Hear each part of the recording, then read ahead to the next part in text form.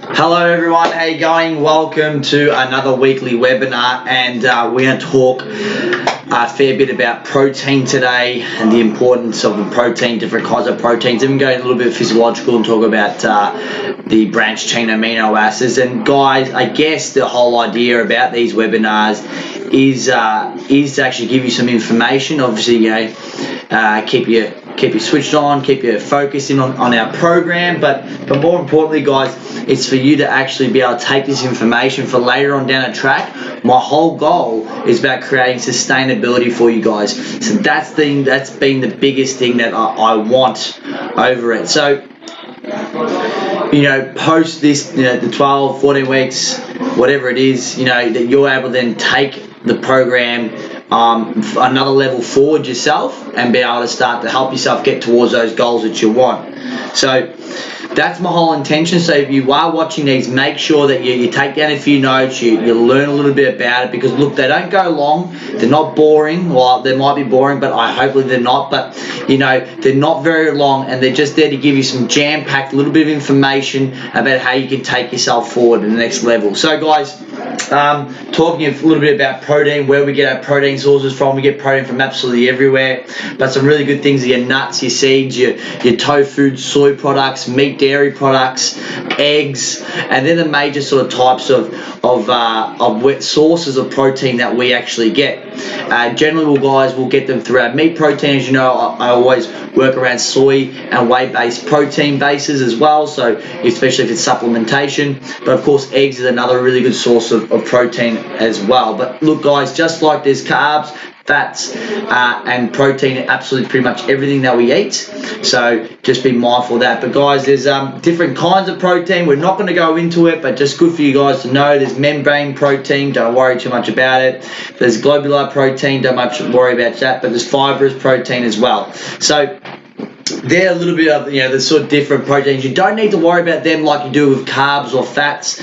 They're just different makeups of protein, which if you think about the science classes where you got those little electrode hands coming together, that's all protein really is, and bringing muscles together, fiber together. It's bringing your bones and muscle together, bone and ligament together, all those sort of things. So don't really worry too much about that. But it's always good to just have a little bit of knowledge, a bit of a party trick. But branched chain amino acids is something that you do need to be more mindful of. Branched chain amino acids help out so much in the building blocks of your muscles. Okay, so, and there's essential amino acids, and then there's non-essentials, and then there's conditional as well. The conditional ones that people don't really know too much about, but the essential amino acids are ones that our body cannot actually create.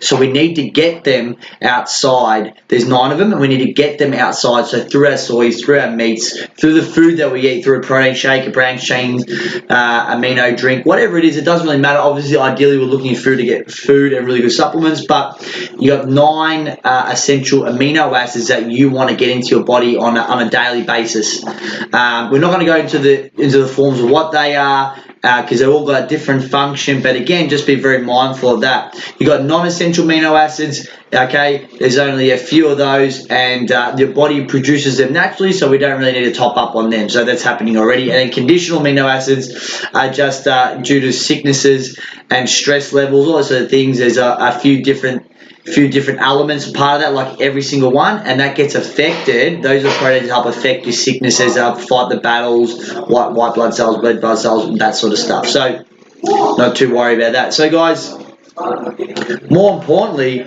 why are you actually wanting to have protein, or why are we looking to have protein as a major fuel source? Why we just have protein in general? What's carbs give us energy, get glycogen in our brain, glucose in our brain, we can function. So why protein? It's the same amount of calories as a carb, but we don't really use much of it as well. So guys, overall, there's heaps of health benefits from having protein, and there's heaps of things out there between, do I eat meat, do I not eat meat, do I be vegan, do I not be vegan? Guys, my thing is that I thoroughly believe in actually the quality of animal life, and I do eat meat, and there's all these sort of little things about that. But what I want you to think about is that how can the healthiest way you can get your meat into you? So there's a lot of ways, there's a lot of things out there in meat products which a lot of fat are attached to it.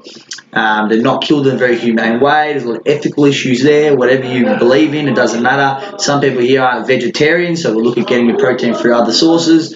But I would always, ideally, for me, my own health is I try to cut down a little bit of my red meat as well. And I'm looking at more some fishes and fish meat, and I'm looking more at maybe a little bit of chicken, a little bit of turkey.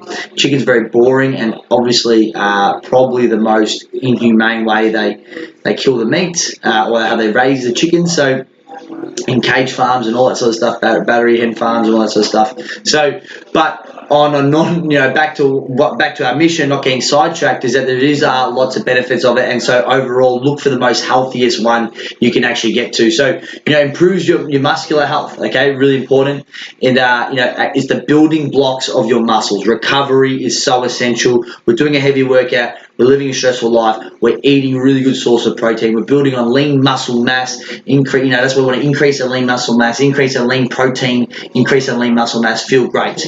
Okay, drop centimeters like crazy, and we're dropping body fat percentage. Stronger immune system. 100%. Like I said, going back to this conditional and branched chain amino acids don't make us get sick. Improves the nervous system as well, which is really important. And fluid equilibrium. All right.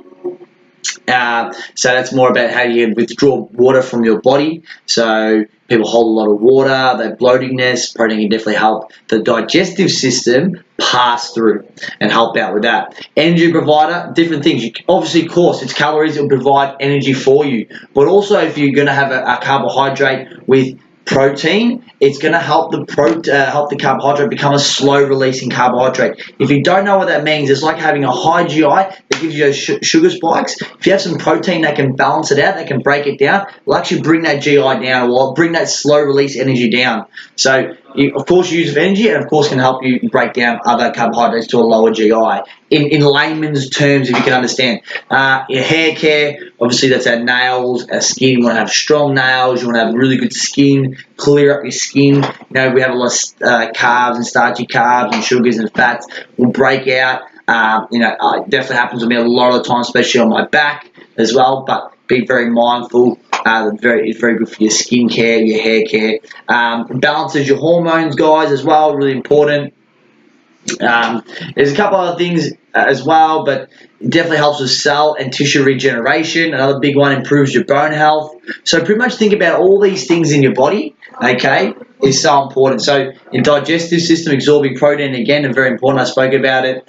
And look, it curbs hunger. Simple as that. We're having protein snacks curb the hunger because the blood sugar levels can level them out a little bit more. Really good for diabetics. Really good for you guys if you're starting your phases and you're having less food than you normally had, or you're having smaller portion sizes than you normally had, and you're eating a little bit more frequently throughout the day. Having high protein through there can definitely help out.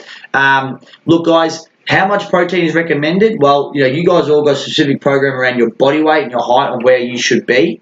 But look, anywhere between 0.8 to 2 grams of protein per body weight. It's really up to you. But if you're working out, if you're having a low carbohydrate diet, if you're even going even lower than that, if you're having a complete balanced diet, it really doesn't matter. Well, it does matter, but it really, it'll be between that fluctuation point. So, guys, there's no real side effects, but starting to get in a really good health with having good source of protein. I put the tonality in the good sources of protein. If you're having it where you're not getting it, having maybe potentially pork and meat with lots of fat attached to it, it's probably not going to be really good for your health, even though it'll have a high protein source, will definitely have high amounts of fat. So guys, like I said, it wasn't a very long video, and I just gave you some jam-packed information about protein, why you should be having protein, how the branched chain amino acids, more importantly, what they do for you, what they do for your body. But guys, what you got to do from here is take this information and start applying it in normal day life. What I do is I get a lot of questions throughout the day and the week of, should I have this, should I have that, and you should be following your program. But unfortunately, sometimes we can't all do that. And the whole idea, again, is about sustainability. It's about education. So what I want you to do is if you listen to these webinars, if you actually take full account of these webinars, then you'll be able to apply the information later down the track. You'll be able to apply information now, and you'll be able to pick really good sources of protein for snacks.